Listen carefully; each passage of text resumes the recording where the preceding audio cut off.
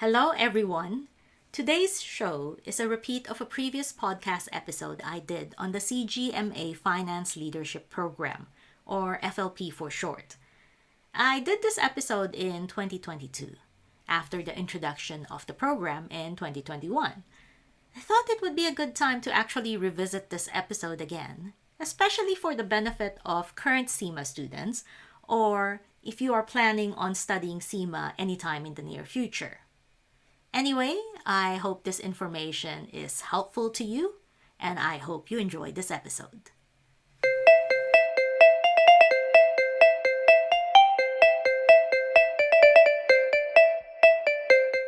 Hello, everybody! You're listening to Accounting Makes Sense, an MJ the Tutor podcast, and I am your host, MJ. In this podcast, we are focused on helping accounting students all over the world by offering a quick warm-up on various accounting and business topics, hoping to generate bigger discussions and conversations around them.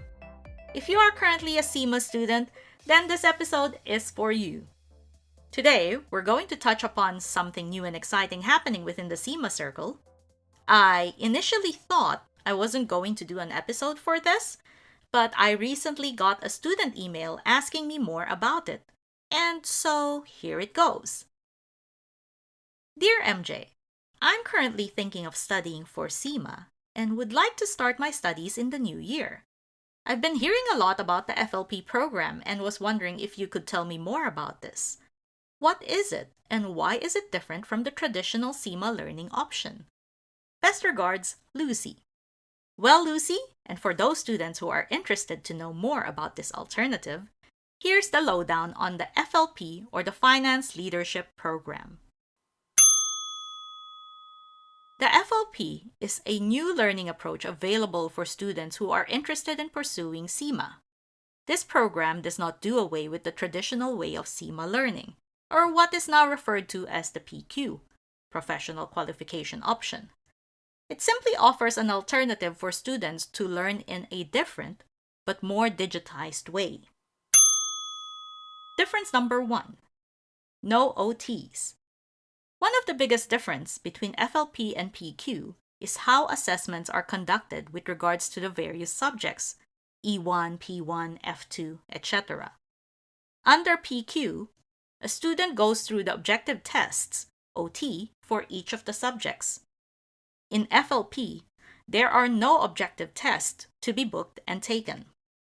All a student does is he learns from the materials online. Once the student gets to the end of a section, he can take an assessment which then tests his knowledge of the section that was just learned. If he passes the assessment, then that is done.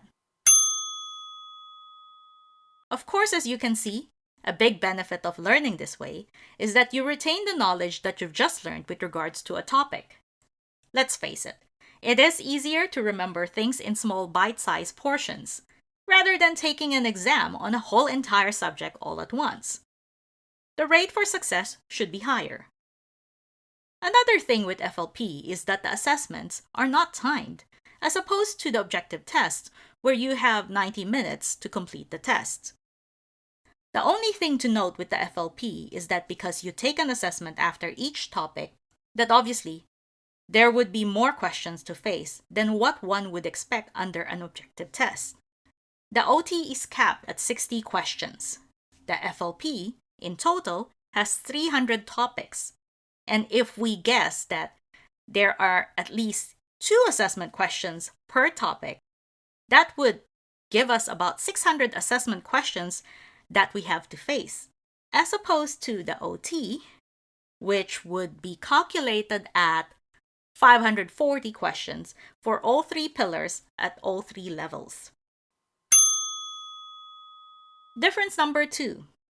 All in one place. All learning and assessments are under one portal. Learning is delivered online, assessments are received immediately, also online. The materials are available 24/7 on demand, almost like a Netflix for learning accounting. So the benefit of this is that you have a one-stop shop to go to for all your CIMA learning needs. You study at your own pace and are not hindered by time schedules or anything. If you want to study in the middle of the night or at dawn, You are able to do so just by accessing the portal. There are no wait times. You receive the results of your assessments immediately, since the assessments are automatically marked by the system. The only caveat to this is that you may still need a tutor or some human assistance from time to time, especially if you're facing complex topics. Tutor time and assistance can be made available, but at a cost. Difference number 3, subscriptions. Certainly one of the many ways to show that we've arrived and we are here in the digital world. The FLP is subscription-based and offers various options and mixes when it comes to subscriptions. There are currently 3 options: Skills Core, Skills Plus, and Skills Premium. Each of these options give you access to learning materials. Skills Core deal with the basics, just the learning materials for assessment. Skills Plus offers what the core has, plus exam preparation for the case studies. Skills Premium offers the whole shebang, whatever is included in the core and plus subscriptions, plus live sessions and tutor support. The subscription packages can be bought in 1-year, 2-year, or 3-year packages. Currently, the cheapest package is a 1-year Skills Core subscription, which starts at £1,920. For the 1-year Skills Plus, it starts at £2,400. And for the 1-year Skills Premium, £3,600. To ensure you have the most current and the right pricing, please consult the CIMA website, which I will include on the show notes. One of the benefits here is that you are able to secure all your learning materials in one go. You do not need to worry about the syllabus changing and getting outdated materials because of it. Furthermore, the subscriptions include many other fees like registration and the annual fee, case study exam fees, etc. So I think in the long run, students are able to save money if they go through the FLP route. Of course, the big price tag is undeniable. Not many students are able to shell out this kind of money in one go, especially if you are paying for your studies yourself. CIMA currently does not offer installment plans to pay off the FLP subscriptions. Now that the biggest differences and benefits are covered, what stays the same for both FLP and PQ? Number 1, the syllabus for both options will be the same. Number 2, the case study exams will remain the same. The materials for the case study will be the same. The exam windows will be the same. Number 3, to qualify, you will still need to fulfill your practical experience requirements, the PER.